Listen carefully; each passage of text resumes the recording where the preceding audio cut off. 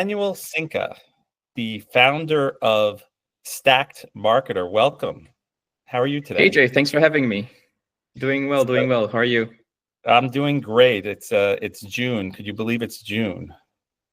Yeah, we always have in our newsletter the intros of like, okay, do you believe how fast time flies? It's like it's already the next month, and also going to be the end of the next quarter. So it's like, time flies quickly. And the weather now here, I'm not sure if you can see, like there's a bit of sun shining on me. So, yeah, we're seeing the first signs of summer here in Austria.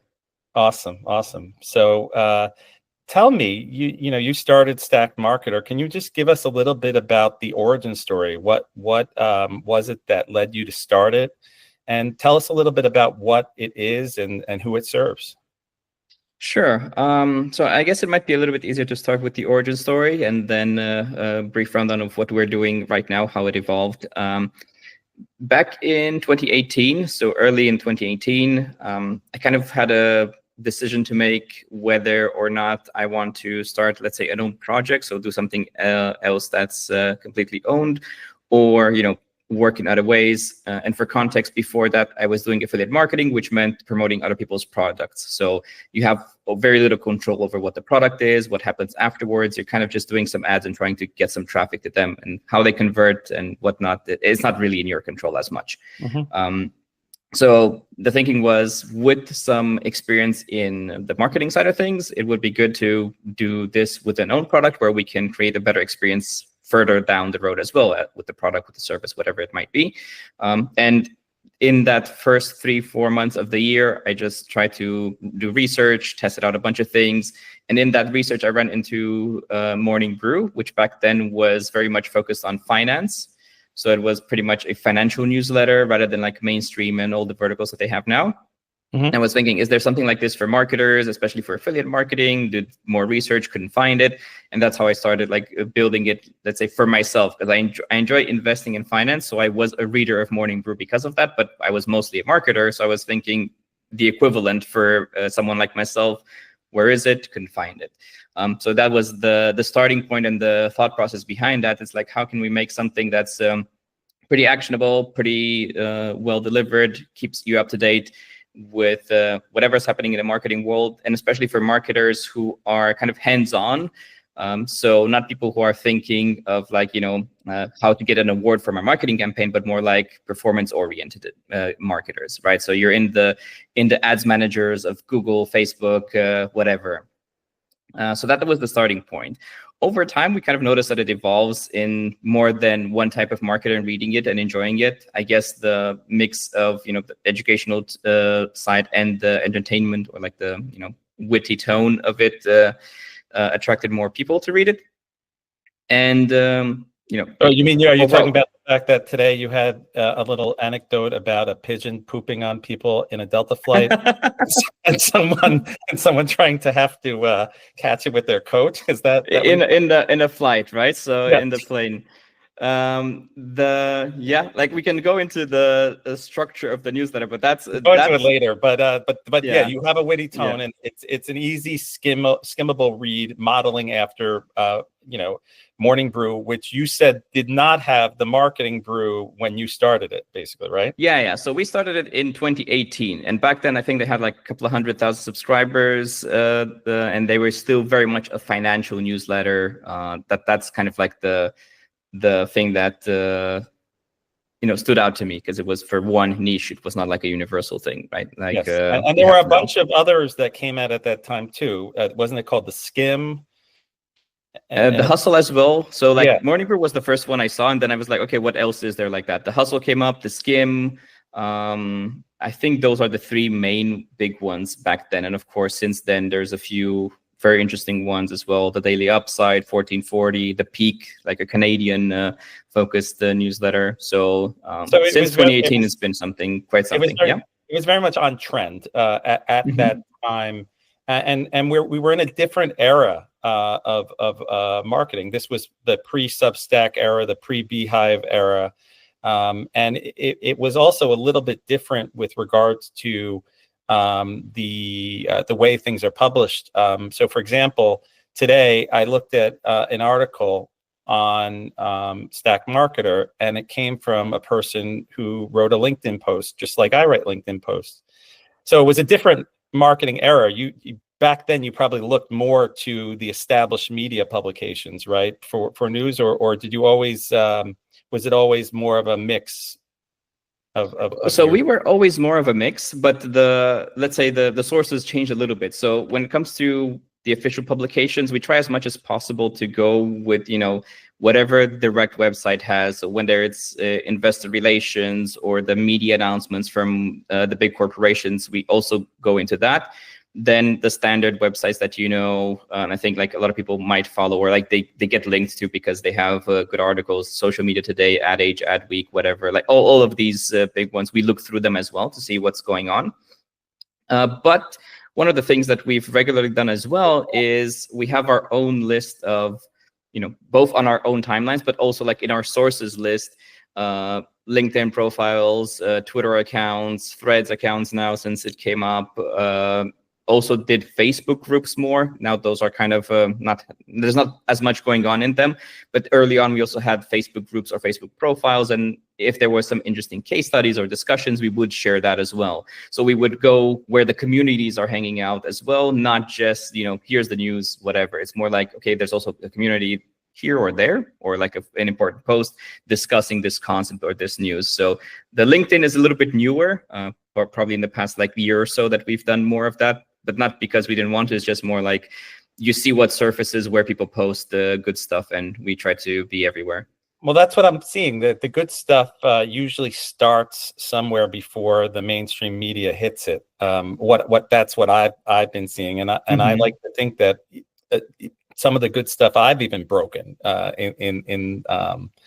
because the people that are now writing this stuff are not beholden to a media outlet and the rules and regulations. And so we're seeing I think a fundamental shift in publishing, so much so that like how do you know when you look at some of that stuff what is credible and what is not? There was a LinkedIn post today that in your newsletter that talks about social proof, and the person did a whole A/B test and suggested that if you don't use social proof, it's better than using bad social proof. And I found that to be very credible and very interesting. But as a publisher, at the end of the day, you're putting this out with your name and your brand. Do you have a process to sort of validate if it's credible, or how you feel it's credible, or what makes a person credible enough to include it?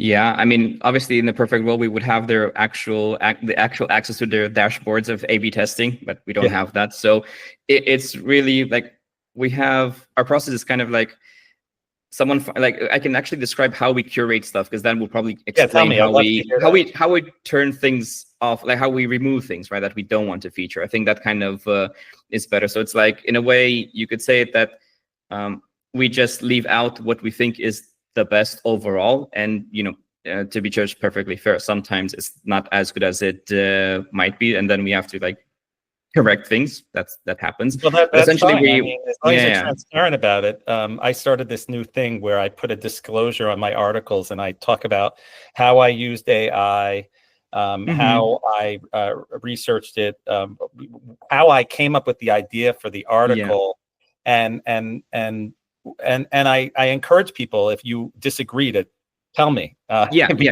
We're all human, right? Yeah. So the way we do it is like every weekday, let's say, so every 24 hours when there's actual stuff happening in the marketing world, because weekends are kind of a little bit slower. We have a like ever updating feed of sources. So we just bookmark some of them that are the most interesting, and we end up at, let's say, the end of the day, or at least like of the news cycle, we end up with like 20, 30 links or something like that. And out of those, we choose, okay, what's the most interesting, what's the most relevant, how do those things fit together? And then once in a while, these sort of LinkedIn posts are very often put to the side, in the sense of like, look, this is not necessarily breaking news. Let's look a little bit deeper into it separately, in 2-3 days. So not like super late, but it's for a little bit later on. Then we do the news. We usually we call it like a backlogs article for this kind of like more strategic case study, insightful content that we've had from a few days ago. Then over time, like in those 2-3 days, we can look a little bit deeper at LinkedIn posts. We have a look, what's the commentary there? Like that's one of the great things though with these posts, because we look at the comments, right? So then we see what are the objections that people bring up. And then for any serious stuff, even if we do share it, is like, we just make sure to include like, hey, by the way, and these are some potential problems with the article, the piece, the strategy. So that's kind of like our main process. It's just kind of crowdsourced in a way. Plus internally, we have like, 4 or 5 people that look over it at different stages. And then we can bring up, hey, this might not be correct. This might not fit well. So we've learned over time, for example, when we tried to, when we started also including in our news things about, quarterly calls where Meta and Google and stuff discuss a lot of things. It took a while for everyone involved in the creating process to kind of break apart what they're talking about financial results and extracting what's relevant for marketers. Because that's like, they don't talk about what's relevant marketers. They talk about earnings per share and it's great and it's not great. Or if it's not great, they still try to paint it nicely. Like it's very different, and extracting what matters for marketers took a little bit of practice. So that's kind of our process, like always iterating. And then, like I said, sometimes people just reply to us, hey, you've made a mistake here. And then we just exchange emails with them to kind of dig into the problem, see what's wrong. That it even happened, like I think a month and a bit ago. One of the things, someone who's a regular reader had their article featured in that way, and they said like, hey, I think you misunderstood this. And I just, we exchanged some emails to see like, okay, we will correct it, but let me just make sure that we're correcting the exact thing that we got wrong. And we just said like, hey, by the way, in this thing, here's the link, that was wrong. This is how it should be. We talk to, let's say Jay or whoever, and that's the correct one. I mean, I think it's very credible to be able to accept feedback and then have a transparent process to do that. We try to make sure, like, one of the things that we've had in our in our internal, let's say, documentation or guidelines is that we have to make sure that we don't assume we're perfect and just be quite honest with both with ourselves and with our readers. Like, hey, this is where we might make a mistake, and just take it from there. Just be, and that usually helps a lot with these more, let's say, complicated cases where you never know what happens after the fact. Like if something was too misleading or anything. But right. And we're talking about marketing here. Oh yeah, like marketing is not 1 + 1 = 2. I mean, marketing is very different. Can you tell us a little bit about your background? What did you study in school? So I dropped out of university or college. I'm not sure what you call it in the US, twice. One time I studied computer science, and one time business management, business administration. But both times I just dropped out in the first semester. It just felt that it's not the kind of path or way that I'm interested in. So I'm interested in learning, but not in that way. The way it was not in there, it just didn't feel natural. So just more power to you, and you've proven that it might not be necessary. And so one of the things I was going to ask is in many ways you're a journalist. How did you sort of adapt your skill set to? I mean, I love the engineering focus that you started with, right? Or would you say it was mechanical? Computer science. So computer science. Okay, so there's a different mindset for a computer science type of person, not defined by what you major in, but computer science is more I understand. Linear. And so how did you shift? So you're clearly an analytical marketer, right? So that led you to where you are today. Talk about the journey to earn the credibility that you have clearly demonstrated with your newsletter to be a credible publication. Well, I think the analytical part helped a lot because, like you said, so like kind of a journalist, but actually not. And in a way, the way we are internally, we don't have anyone who studied journalism. Everyone has been a marketing practitioner in some way, right? Like not everyone was at a huge scale or anything, but everyone did marketing. Most of the people on our team used to be readers of our newsletter. So after starting it out, it just kind of happened that we gathered marketers who are quite like-minded. And then when we needed to hire, we hired internally, like not internally, but like from the readership, kind of created a positive cycle of, okay, you come from with some outside eyes, and now you see inside, what can we improve? What can we make better? And just being honest with ourselves that way, and looking at some of the data, getting some actual survey feedback and stuff, the analytical side of things, just bit by bit, trying to do that a little bit better every day. Sometimes when we make mistakes, we get called out. Hasn't happened in the past year or so, if anything like major, so that's pretty nice. Yeah. But there's always examples, and it's not always examples with marketing. It's also sometimes examples of using the right terms in like the world context of like, I remember 4 years ago, so it's been a while, but I remember the one time, so previous US elections, we did not say President-elect Joe Biden. We said something like most likely to be president or something like that. So it's like, okay, there's enough of a difference there. And especially because that period was with some, drama and scandals and whatnot. Yeah. So we were like, oh, just make sure that you're correct here. And it's like, oh yeah, thank you for the feedback. And we just corrected, like, going forward, we understood like the legal definitions of that, of like what's happening. Okay, so that's us not being quite aware of everything like that, and just being honest with ourselves, like, okay, let's just address it. So let's talk about your audience. So who are they and where are they from? What percentage is US? And mostly US, which surprises a lot of people when they hear that I'm based in Austria. Like a Romanian based in Austria starts a newsletter that has mostly US readers. So okay. You wouldn't think that, but English first, so I guess that becomes less surprising at that point. So mostly US, but then UK, Canada, and a fair bit of Western Europe. Some interesting outliers with Brazil, Israel being like over 1% of our readership, even though they're either small populations or not many English speakers. But that's the major breakdown of like US around 50%, probably gets a little bit more since that's where most of our growth efforts are into. Then UK, Canada, Western Europe, those are the major ones. Okay, and let's talk about some of the demographics. Who are these people? Are they early stage marketers? Are they mature marketers? Are they somewhere in the middle? Well, it depends on your definition. I would say fairly experienced, but they're not people who've been around since the 90s. So probably average experience is around like 3 to 5 years from what we've seen in our surveys. So people who work in marketing for a living, but they're not necessarily, like yourself that's been in marketing for like over a decade and such. Obviously, there's always some outliers. And I think compared to, let's say, the average population, we have more experienced marketers and more, bigger companies. But the bulk people are small to medium businesses with, around 3 to 5 years of experience in marketing. Great. And so let's talk about, let's shift a little bit. You've mentioned your history in affiliate marketing. You've mentioned growth as a term. You started at the right time.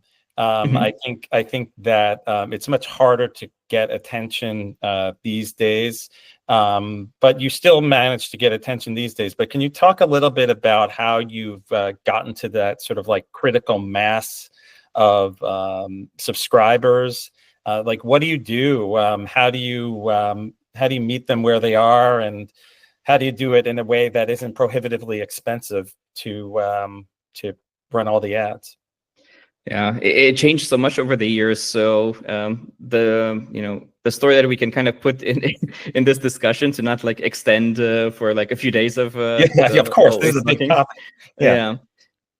We just tried step by step, like first reaching out to people that I knew. Then if they had like blogs or their own email list or anything like that, hey, is this something that you want to promote? Then trying to do partnerships with Facebook groups, Facebook communities, other communities that are maybe off of Facebook, then paid ads. So running ads on Meta, especially, sometimes TikTok, not so much in the past few years, but we also tried that. It's kind of a literally try everything that's under the sun and then see what sticks, double down on that some more. We also actually did run ads in Morning Brew, The Hustle, and 1440, like 3 pretty popular newsletters. And that's one of let's say mistakes we've made. Of we ran these ads right after COVID became like it was declared a pandemic and a lot of budgets would cut. So we had the opportunity to buy those ads at a very cheap price. And we said, like, okay, let's use some of our money for this. Worked out well. But in hindsight, it worked out so well that we should have done it much more. So that's the one thing we didn't double down enough on in that period. But yeah, essentially, it's just trying everything. There's nothing that stands out as literally always working as it was before. Well, not sure if it's the most practical answer, but it is the truth. It's the truth, and that's what I teach my students. And the truth is that a lot of the marketing challenges that I used to rely on a certain playbook for, that playbook doesn't work anymore. So we're in a very interesting state of marketing where budgets are cut. The average spend for a marketing organization is 6 to 7%, according to Gartner. The tenure of the people is less. There are less people required to do more, and it's become a much more tactical marketing environment where someone that's very highly strategic, doesn't necessarily have a place, at least right now. Did you agree that that's the state we're in right now? Yeah, I mean, one funny data point that I have is like, the most common reason people unsubscribe from our newsletter is that because they're not in the industry anymore. Oh, God. So that's like a 25 to 30%. It's always been, right? Because we also get a lot of people who are new in the industry. So I'm not super shocked, but it is an interesting point of like, yeah, it's still consistently like the most common reason that people, don't stay in the marketing for super long, perhaps. Well, yeah, that's interesting. So when my parents tell me to drive an Uber, to supplement my income, maybe there's something to that, right? Well, for how long, right? For how long? Let's see. Well, that's the thing. Like I am a marketer through and through. I've been a marketer ever since and an entrepreneur. I was class president, and I started a flea market, the first flea market at my high school, and I marketed it, and I've done that my whole career. And there's a general state of a lack of ease. It's very hard to convince people to spend money. And when they do spend money, they don't treat you like a doctor or a lawyer. They basically say, oh, you don't need to do research. I already know the problem, but they might be wrong. And for a field, I'm very concerned about these kinds of things. And so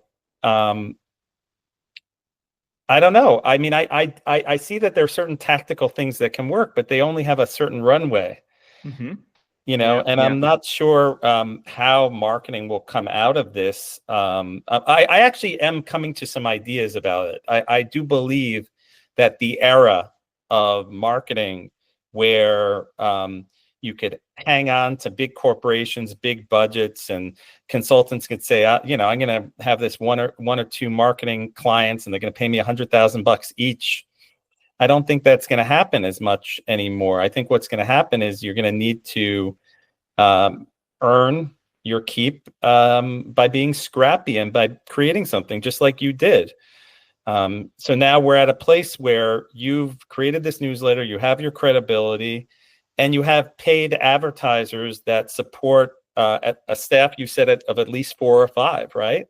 Yeah, we're 10 people, not all of them full time, but like 10 people working. So yeah, that sounds like a real legitimate way to earn a living in this day and age that reflects the realities of marketing, where it's like you saw a need, you saw it at the right time, you made a bet on it. You didn't get, what is the total amount of subscribers now? So right now we have around 90,000 subscribers across 3 newsletters. So we don't have just one newsletter right now, it's 3 newsletters. Right, so you've gotten to 90,000, which is a very credible thing. And you did it by iterating. So let's talk about that growth period. When you first started out, and I'm curious about this because like I am, like, the Marketing Accountability Council. Lately I've turned on the ability for people to pay and promoted it a little bit more. And over the last few weeks, I got 2 or 3 people that just decided to pay $60 for a year of my content, my group's content. And I'm like, wow, that's a signal, you know? Yeah. And I'd love to hear from you a little bit about like, and you started in a very different time. I mean, you know, this wasn't even, you know, this was right before COVID started. So, and I'm sure COVID had a lot to do with it. You know, COVID wasn't all bad. There were times for us to sit to reflect and sit back and decide what we want to do. And a lot of people made some big shifts after COVID. But can you talk a little bit about the period where you were just starting out and how it sort of transformed into something you're like, oh, this is real. I can make a living from this. Yeah, so the point when starting it out was always to try to figure out if this can be something to make a living from as soon as possible, to not not waste time. So figuring out how many subscribers do we need to make it relevant for advertisers, because it was very clear that we want to monetize through advertising, especially in the early days, because no time and no knowledge to create also another product to sell it to people. So advertising had to be the way to go. So my thinking back then was that we have to reach a number that's at least comparable to how many people attend a marketing conference. So my analogy was marketing conferences, not because I think it's exactly the same, but I think at least people would understand it, because people spend $10,000+ to attend a marketing conference with 1,000 people. So like the CPM there is pretty bad. Yeah. Yes. So then I could it felt fairly simple to say like, look, you go to this conference, I know there's more to it, you network, you talk to people more in depth, that's great. But what if you can have like the first few contact for a fraction of the cost by advertising in the newsletter? So the idea was, can we reach like 1,000 to 2,000 people unique people opening, reading the newsletter, then try to talk to sponsors about this and see if there's something relevant, like fraction of a cost, a few $100s for one placement or something like that back then. So very good CPM in hindsight, but like comparable to a marketing conference, it should feel pretty good. So that's what we did. So first part, reach the number of subscribers. And that was, like I said, I was starting to say, just reaching out to people that I knew in the space. And then if they had their own, social media following a little bit, or if they had their own blogs or something like that, that would always help us. That would always boost us with 50 to 200 subscribers with every share. So that kind of took us to around 1,000. Then some of the people were like, let's say, second degree connections. So rather than me asking them, can you share it? I was asking, if we sponsor you, can you promote this like as a paid thing? And some of them did. And that pushed us to like 1,500, 2,000 subscribers. That was the point of like, okay, now time to check with sponsors and see if they want to pay for it. And since I was in affiliate marketing and a lot of the network was in affiliate marketing, I could reach out to some affiliate networks or tools, trackers, and things in the affiliate space, or like that would focus on affiliates. Trackers you can use for anything, but and that worked out to get our first few dollars that way. Wasn't a smooth ride afterwards, but that's step one of saying like, okay, the people enjoy the content. There's a few thousand people who read this regularly. Good sign, like you said. Then someone is paying to reach those people, an extra good sign. And then third, final step, people are not upset and they're not saying like, what the hell are you doing? Why are you putting ads in your newsletter and not unsubscribing? Engagement and everything stay the same. So it's like, okay, people are enjoying the content, sponsors are willing to pay money, and nobody's upset. It's actually like people are engaging with the content, they're clicking, they're sometimes signing up. Like we're on it, like we're doing. That sounds like a win. Yeah, me. Exactly. So that was like, and we did that in like 2 months or so, because the point was do it fast, and if it doesn't work, it's fine. Don't get too attached, and if it works, make sure to spend more time on it, and or like not spend more time on it, but like go forward with some more confidence. Okay, sounds good. And so you're a content marketing newsletter. Talk a little bit about the way people advertise in the newsletter, and the formats and the styles, and the difference between an advertiser and editorial content. And how some of these advertisers have performed, some success stories from being included next to or in partnership with next to the content you're writing. Yeah, so what we try to do with sponsored posts, the way we call them, is to make them fit in as much as possible with the newsletter. So the main point there being that the usual workflow we have with sponsors is that they provide us with a brief, and then we write the copy and create the whole ad placement for them. Then they review to make sure everything is in line. So that way we write it, and it makes it, it comes as from the newsletter writers. So the persona that we use there. The same Exactly. style where you might put a joke in there or whatever. Exactly. And also, like, when we say, like, when there's a we in the sponsor post, we mean we as the newsletter writers. It's not we as the sponsor. It's not like we interrupt this message for this. It should flow directly there. Some key differences are in editorial, organic content, or whatever term you want to use for that. We, like, 99.9% of the time, avoid having any sort of like lead magnet locked content behind there.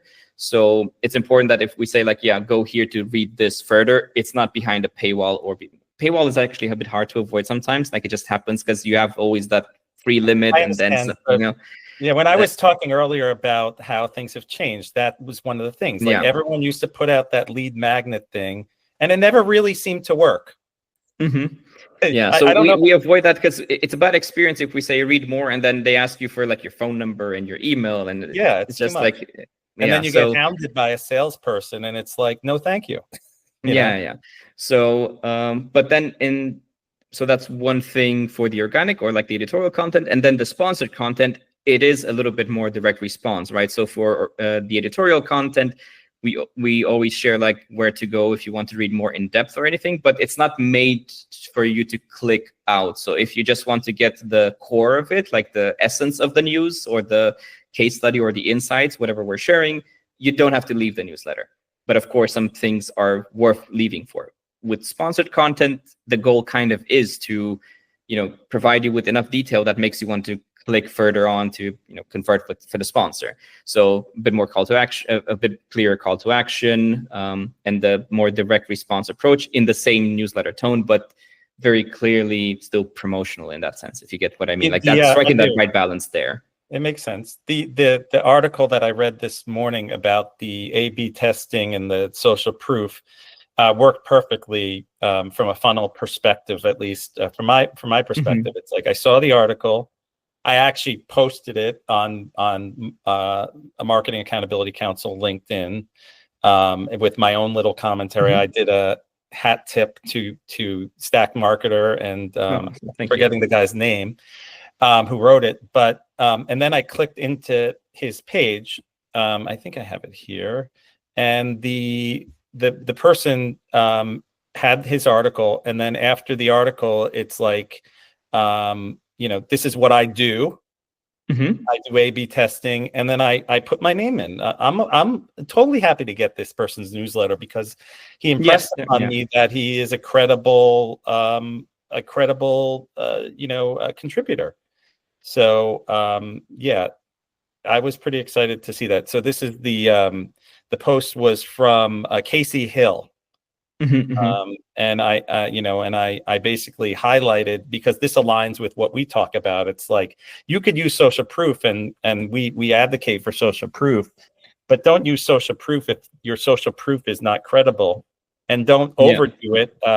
Like, if you pay to get yourself into Forbes, it's not as impressive as if Forbes covers you.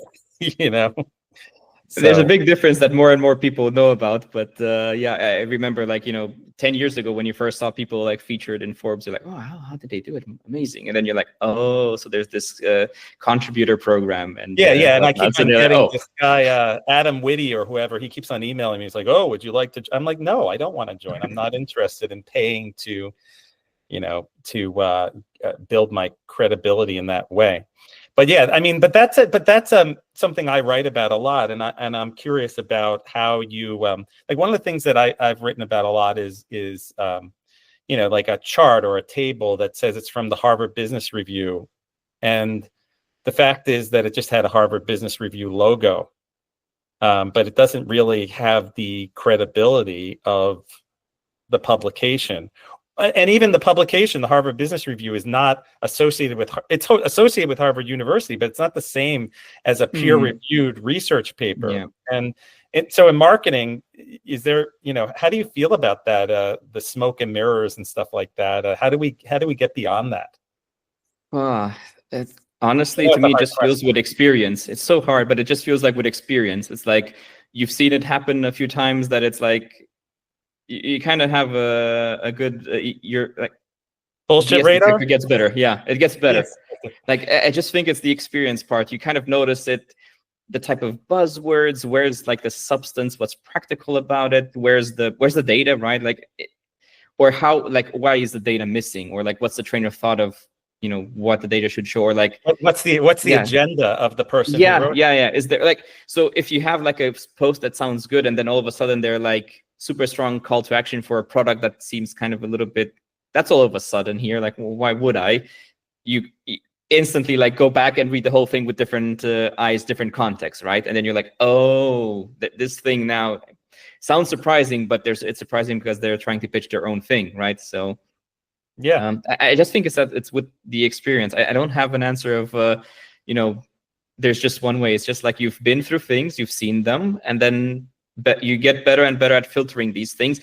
And from the other side, if you're the one, creating the content, if you write something that you want to post, leave it set there for like, take a night's sleep, get a good rest, and then look at it with fresh eyes, you kind of notice those issues in your own written content perhaps as well. I think so. For me, it happens like if I add something in more detail, I always give it a few days of like iterations with fresh eyes, and of course asking other people to read through it too. Yeah, marination. Yeah. Okay, so shifting a little bit, your articles are narrative; they're written word, but there are lots of other formats that are, not they are emerging; they have emerged. How do you balance the popularity of video and imagery and stuff like that with your written word? Have you played with video at all, or? We tried a little bit. So even tried let's call it a podcast, including the video recording of it. What we found out fairly quickly is that the skills you need to write content are very different than the skills you need to interview or the skills you need to create, YouTube shorts or Instagram reels. So the skill set that you need, even though you're pitching the same content, they're just different. So it didn't quite work out. We kind of, we had the choice, learn a new skill while this other newsletter, the written part, can still grow. It has potential and it's going well. So kind of put it to the side a little bit and try something new and risk it, or put the shiny object away for now and focus on growing the newsletter itself as much as possible. So it became very clear once we tested that out that it's better to just double down on the newsletter and written content. We're good at it compared to other people. It's what we know. So just do more of what we're good at, what people like to do. The strange thing or the funny thing is that before doing any sort of video content or audio, we did ask our audience, hey, would you listen to a podcast by us? And of course, many said yes, like the majority said they would, or like, but that was one of the most popular ideas that we had. And a very frequent suggestion of someone who heard of our newsletter, it's like, why don't you also do a podcast? Because you have all this content. That's the answer. The skill set is different. You don't make the quality of the podcast will never be the same as the quality of the newsletter without a lot of effort and a lot of learning. It just takes time and effort to be as good at that. So we don't have that on our radar anymore. Like this podcast or video content is set to the side at the moment when it comes to comparing it to the newsletter. But that's my answer. It's not that people don't like it. It's just we're just not good enough at it. It's a truthful answer. It's the same thing I'm experiencing. I mean, the way I'm going to produce this video, I actually did an interview the other week, probably one of my most popular interviews. And in the middle of it, my son called and I had to edit it out. And that was like it was a harrowing experience for me to cut that out. So, with this, what you see is what you get. We're having a conversation and I'm not editing it much, and I'll post it on the Substack, and I think it flows nicely. But what I do is there are some tools that I use. There's one called Opus Clip, and I can take this whole conversation, put it in there, and it will cut up bits of the most clear quotes, and it will grade them from in 4 criteria. And I could already imagine what some of those quotes might be. And then you have the nice little captions on that. So that's the extent that I play with that. But the truth is, you're right. I happen to watch these videos of it's very, very popular these days, these crime videos with the dash cam from the police. And I just look at them, and there's like a half an hour of it. And I'm sure that editing that must be a nightmare. Like, to make it into the package that like is on YouTube. Yeah. They have to go from 3, 4, 5 different police officers with their cameras. They have to create a story arc. They have to create the narrative that goes with it. And it's just, I don't want to spend a whole day doing that. That's too much for me. And it's also a totally different skill set. Like if you've never done that before, you're just not going to be good at it. It's just the reality. So there's no shame in like not being good at something you're just starting, but you have to face the fact that you're going to have to work a lot to get really good at it. And it's a trade-off, right? Like if you have some, like, it's also like, why doesn't everyone start their own business, even though they have, the knowledge and the skills after they worked in a regular job for so long? They don't become an entrepreneur because there's also a trade-off. It's just is what it is. You have to calculate it and see when it's worth it. Exactly. So yeah, that was for us as well for video. I mean, it's not that I don't want to have a successful podcast somehow, but it's not so easy, right? So have you ever heard of Howard Stern? Yeah. Yeah, and it's one of the most frequent examples, right? I think.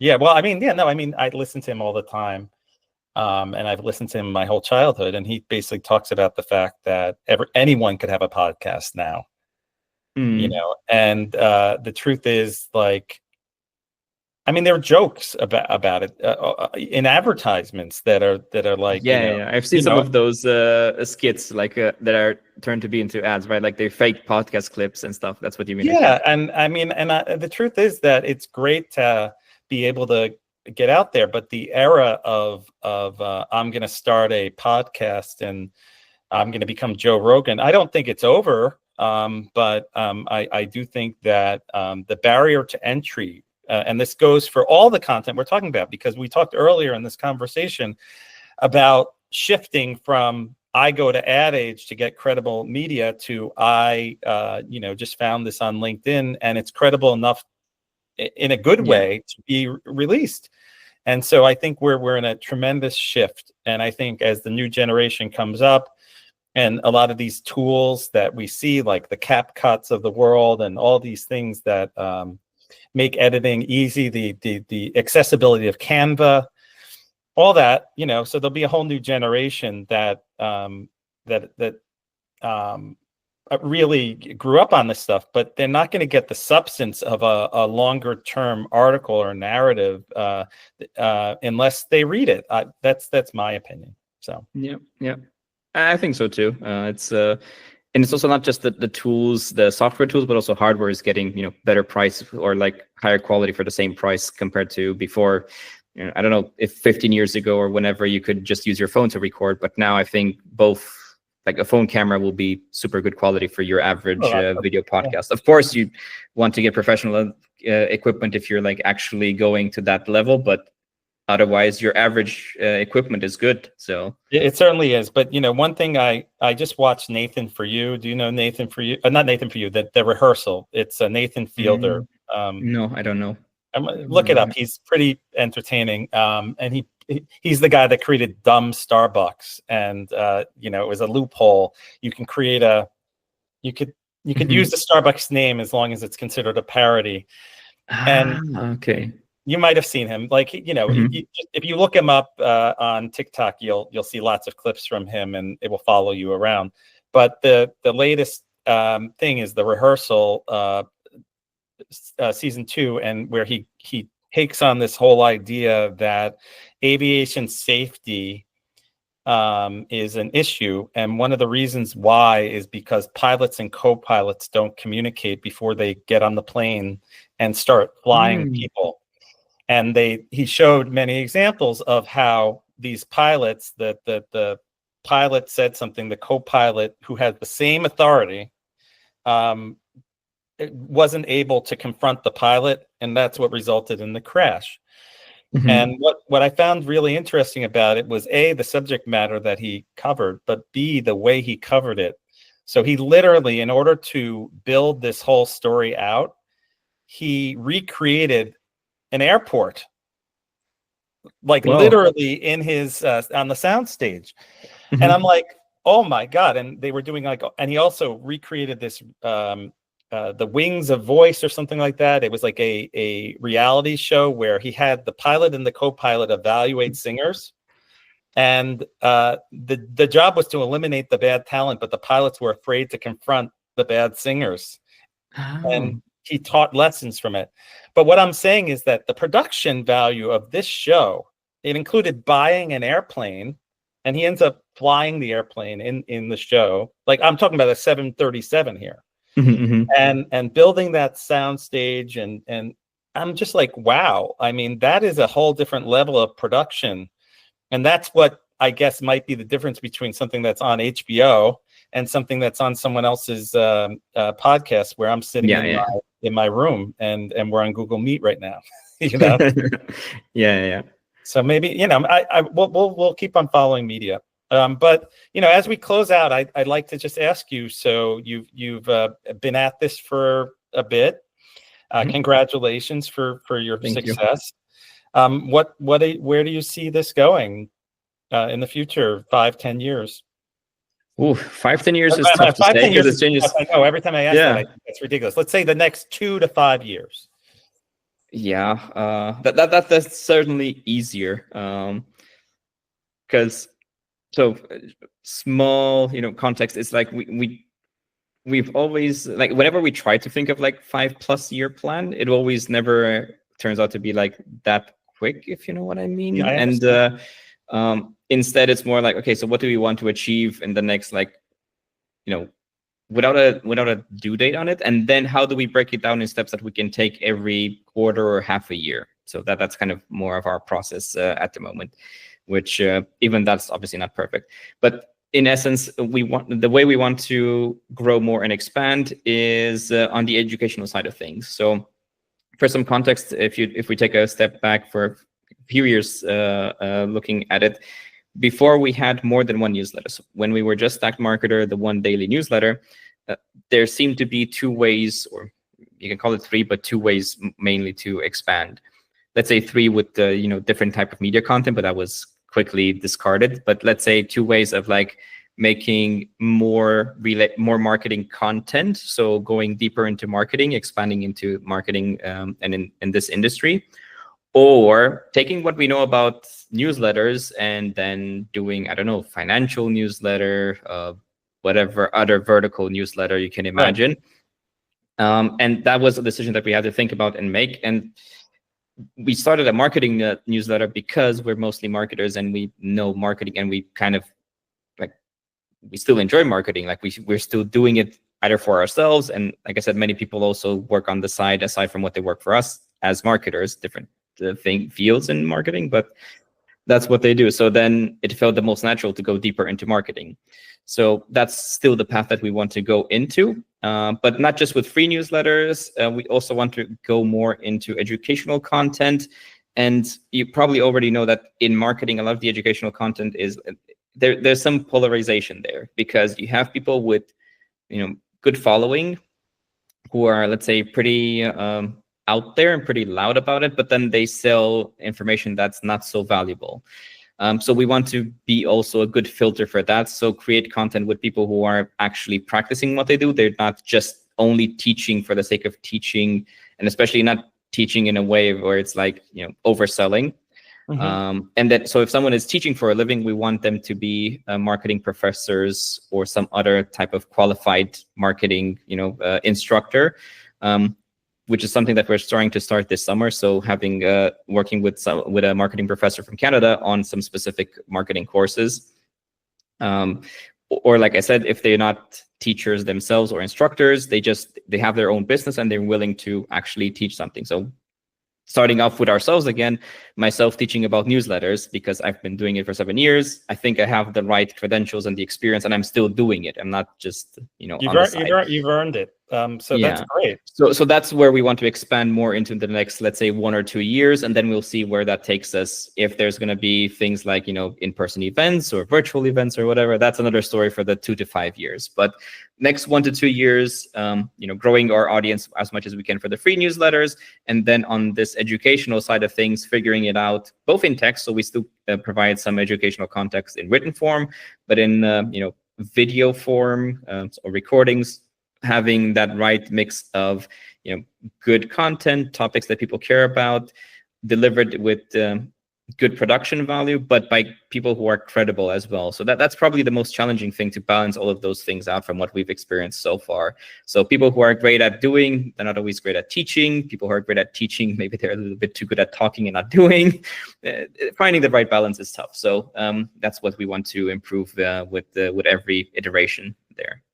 Well, it sounds great. I'm very impressed with what you've built.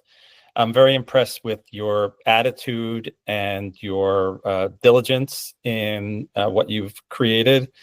And I think the future will be bright for you. And I thank you for joining me and spending some time to talk about it.